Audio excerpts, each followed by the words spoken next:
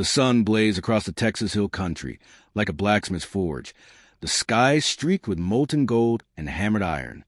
Its weight pressed down until even the air seemed to warp and shimmer, heat rising in waves from the cracked ground. Cicadas shrieked from the gnarled arms of mesquite trees, their high-pitched wail relentless, a dry season dirge of survival. The earth beneath them split and groaned, brittle and aching, praying for a rain that never answered. Across the scorched prairie, motion stirred. A lone figure worked near the fence line, a woman, belly swollen with the shape of coming life, arms tensed as she brought a mallet down hard on a splintered post.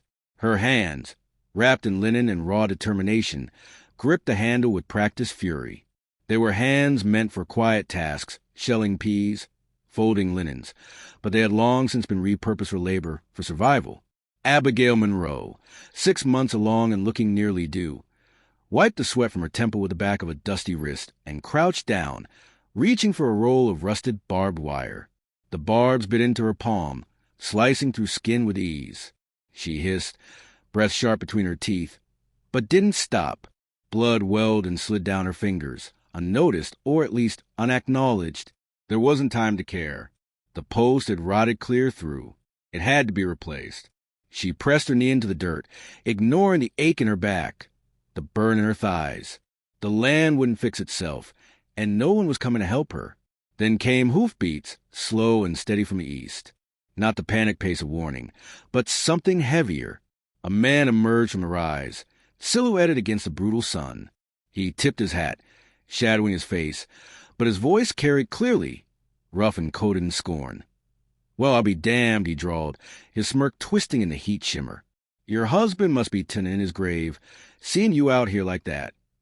Abigail straightened, slow and deliberate, blood trailing from her wrist to the crook of her elbow. She met his gaze, her eyes flint hard. "My husband is in the grave," she said. Each word struck like iron on an anvil, and I'm the only one left to finish what he started. The man spat into the dust, muttering something about cowards and war. His gaze crawled over her rounded belly, the sagging fence, the cracked hands and stubborn eyes. "Ain't a world made for women alone, darling," he added, before clicking his tongue and turning his horse. He didn't ride fast. He didn't need to. The insult lingered like smoke. She didn't watch him leave. She crouched again, lips tight, heart pounding from heat or fury or both. Reached for the wire. Her breath hitched. A moment later, her knees buckled. The mallet slipped from her grasp and thudded into the dirt. One hand went to her belly, the other to her bleeding palm. The world swayed and spun. Sweat stung her eyes, and silence pressing around her ears. A shadow fell over her. Not the same one as before. This one came with no voice, no sneer, no judgment. Just presence. A man, tall and spare, approached without hurry. His coat was wore at the cuffs, more dust than cloth. His boots didn't scuff the ground. And he said nothing. Not at first. He knelt beside her, setting down a wooden crate, then a dented toolbox, then a metal canteen that caught the sun like a shard of silver. Abigail blinked at him, disoriented, caught between pain and light. Their eyes met. His were gray, unreadable, the color of a storm waiting its turn. She hesitated, then took the canteen, the metal cool in her hands. She drank deep, then wiped her mouth with the back of her arm, tasting iron and dust. He didn't answer that, didn't flinch. "You think I'm here to rescue you? You're wrong." She narrowed her eyes. "Then why are you here?" He nodded toward the fence. "You need land. You need a name on paper that can't be taken. You need someone who knows how to hold the line." She pushed herself upright slowly, one arm curled protectively under her belly. Her muscles trembled with strain and suspicion. "You don't know me." He nodded once. "From the ridge. Every day you're out here, doing what 3 men wouldn't. Hunger, grief, heat, and now this stranger settled on her shoulders, heavy as chains." But she didn't flinch. "You want to buy me?" she asked, fierce. The wind stirred between them, lifting grit and memory like ghosts from the dirt. Abigail looked at her hand, torn and red, looked at the snarled wire, looked at him. The name rang somewhere deep. She'd heard it before, Whispers of a man who'd lost everything in the land wars. A wife, a son, a homestead burned down and rebuilt. Quiet man, kept to himself. Owned more acres than anyone west of San Gabriel. The next morning, he returned. No knock, no fanfare, just a man and his tools. He moved with quiet purpose, as if he already belonged to the land. He found the broken rails in the cattle pen and fixed them, reinforced the posts by the west gate without asking which were weak. When the sun rose high, he drank in silence, then went back to work as if every hammer strike was a vow. Abigail watched from the porch, arms folded beneath her belly. She didn't know what to say, so she said nothing. He never entered the house, never asked for food, though he ate whatever she left near his boots, never asked about the child, never spoke of her husband. In the evenings, when the sky melted into copper and the wind lost its teeth, Abigail found herself drifting toward the barn. She told herself she was sorting nails or looking for oil, but mostly she watched him.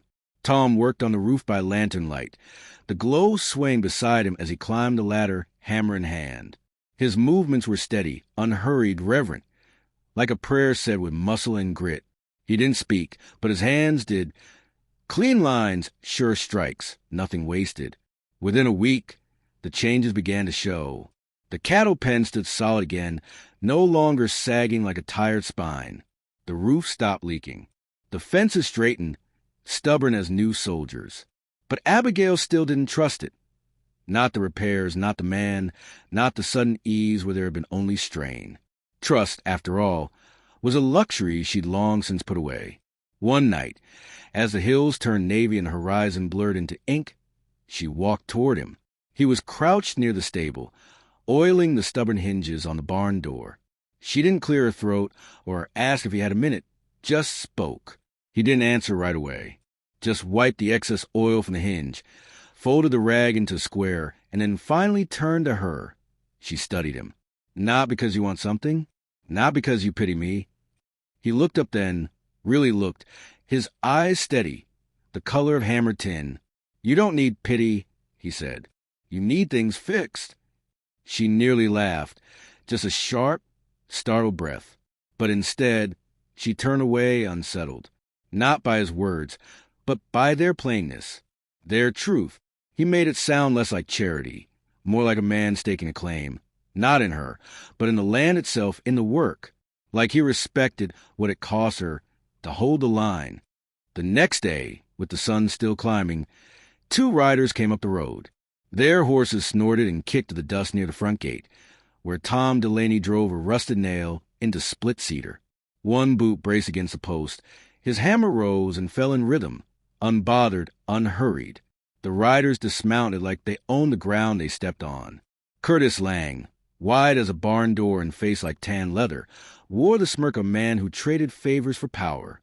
Beside him stood his cousin, younger, sharper, meaner, the kind who laughed with his teeth. They stared at Tom like he was something stuck to the bottom of their boots. Curtis spat. Word is, you're set to an up house with a Monroe widow. Tom didn't look up. The hammer kept moving. The cousin sneered. Funny, ain't it? Man barely speaks his whole life. Now he's getting all social under a woman's roof. Still no response.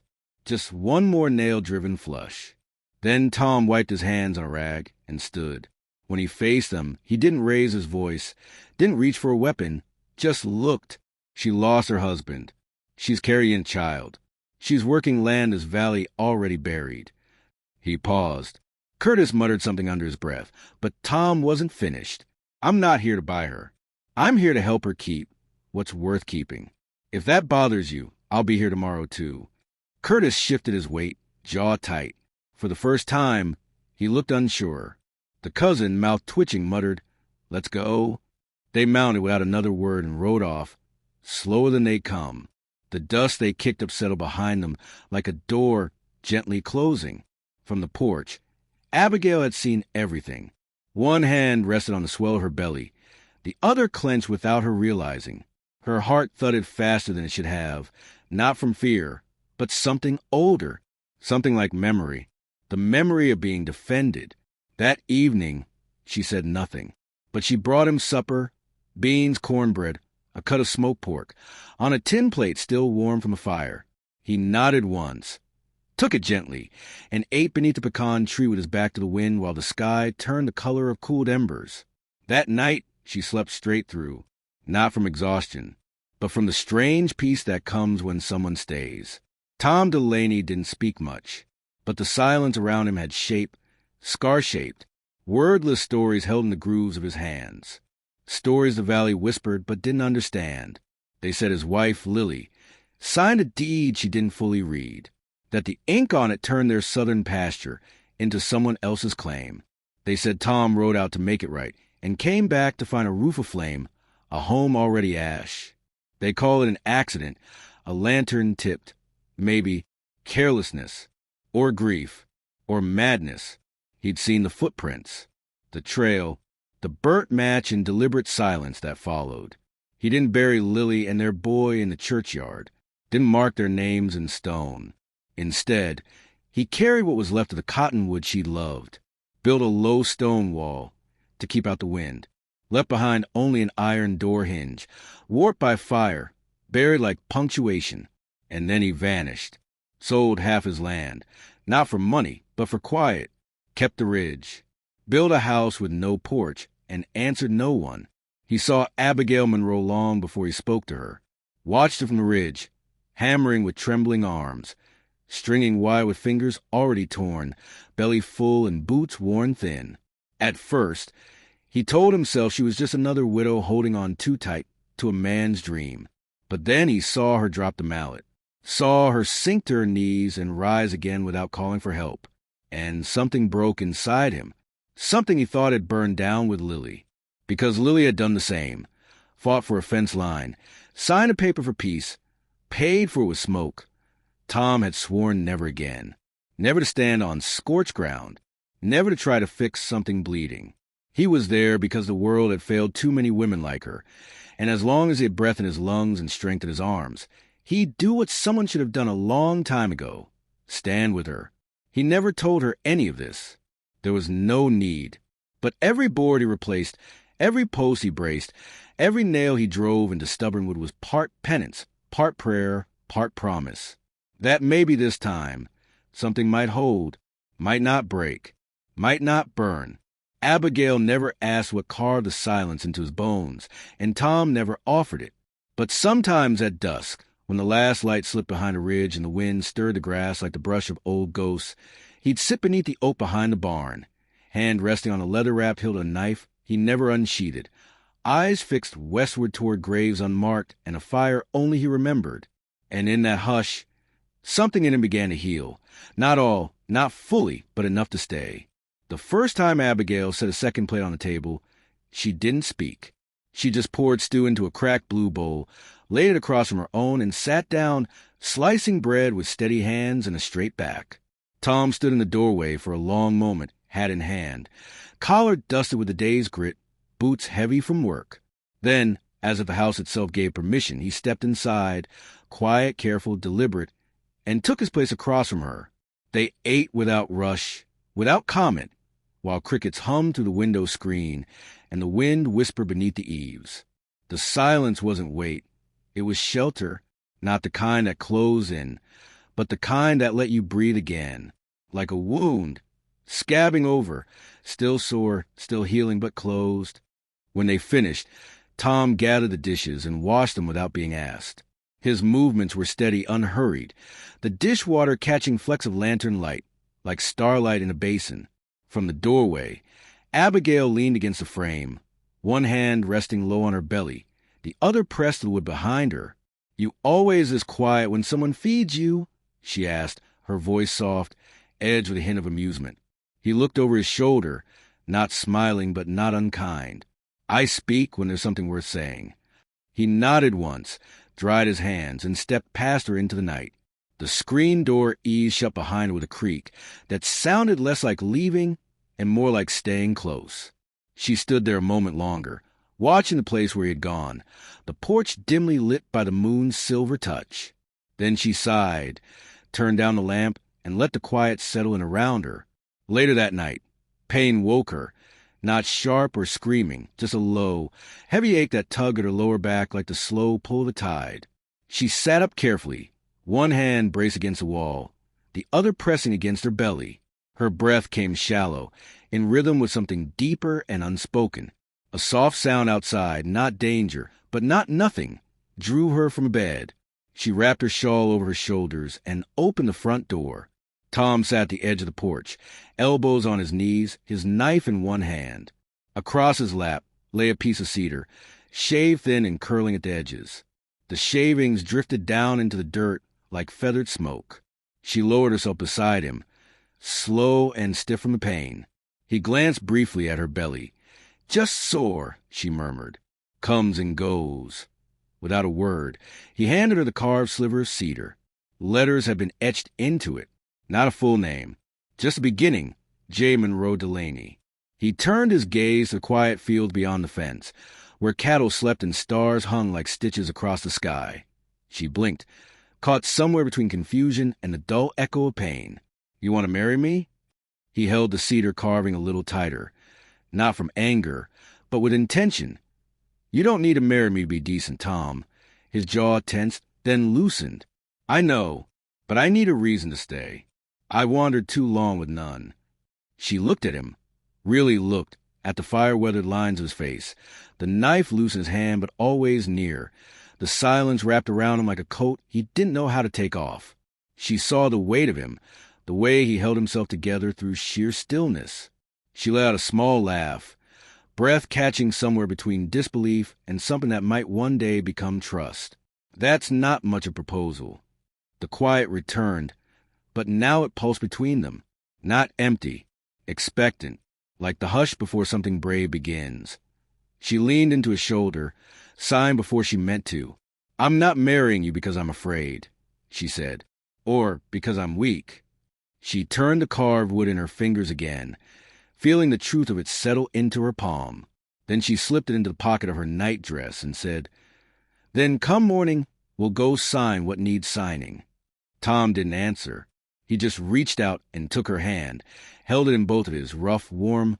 "Sure," and for a moment the porch, the house, the whole stretch of land around them seemed to exhale, as if the world had paused long enough to allow two tired people a chance to choose one another. The papers were signed with no ceremony, no preacher, no ring, just ink and silence and the tired shuffle of boots on the wooden floor of the county clerk's office. The man behind the desk didn't even glance up, just grunted, stamped the deed, muttered something about property consolidation and tax filings, and pushed the paper forward. But at Abigail, the moment rang louder than any chapel bell.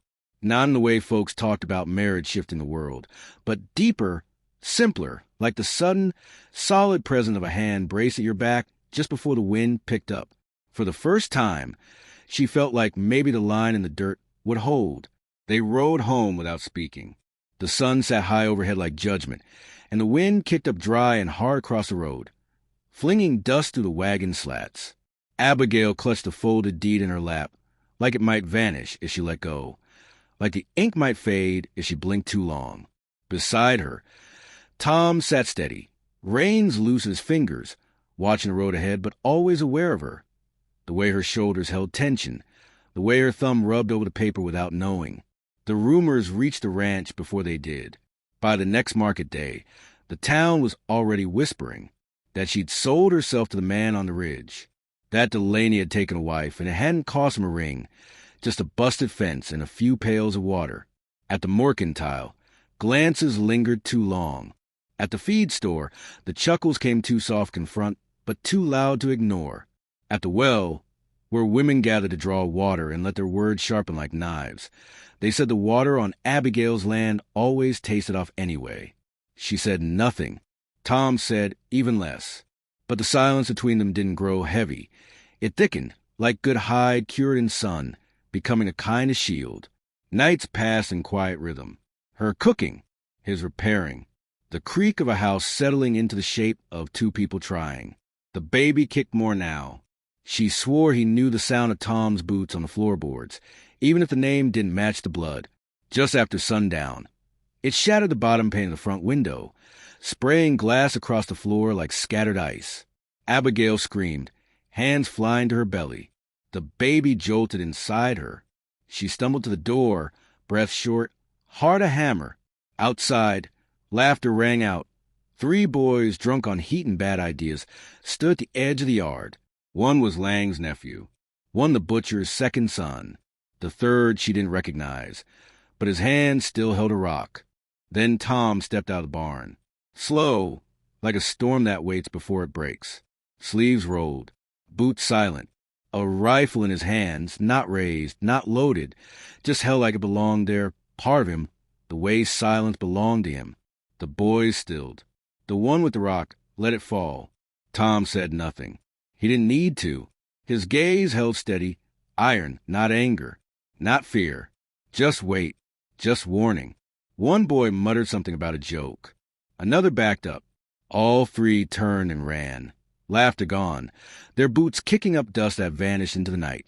Abigail watched from the porch, hand on her belly, chest tight, but it wasn't fear blooming in her ribs this time. It was pride, that night. She found Tom by the front door, sitting in the old wooden chair with a rifle across his knees, eyes trained on the horizon like something might still come. She stepped out, shawl wrapped tight, the air cooling fast around them. She reached for his free hand and took it in both of hers. "Thank you," she whispered, "for not needing to prove anything, except that you'll still be here tomorrow." He looked up then, face unreadable, but his hand squeezed hers once. Firm, steady, and she knew it was enough. The sky turned quick. One moment, gold soaked the ridge. The next, a wall of clouds rolled in from the west. Thick and low, rumbling like thunder remembered something it forgot to say. Wind whipped the trees. Dust twisted through the yard. The cattle stirred, uneasy. Chickens went silent. Inside the house, Abigail gripped the edge of the kitchen table, her breath catching. Pain lanced across her back, sharp and sudden, then circled her ribs like a fist of iron. She doubled over with a sound that wasn't quite a scream. It wasn't the first ache she felt that week, but this one didn't pass. It held on. She called for Tom, but the wind stole her voice. Another contraction hit, faster, meaner. Her knees buckled. She dropped, hands shaking, whispering, "Not yet. It's too soon." Lightning split the sky. Thunder followed like judgment, rattling the walls. Then the door slammed open. Tom stood there, soaked through with rain, eyes scanning the room. His coat was gone, his hands already moving. No questions, just action. He dropped beside her, checked her pulse, cradled her shoulders. He moved like a man who had built things before, who had rebuilt what didn't want to be whole again. He helped her lean back against pillows, wrapped her in quilts, cursed the fire that had gone out, but made do with the heat of urgency. Outside, rain battered the windows.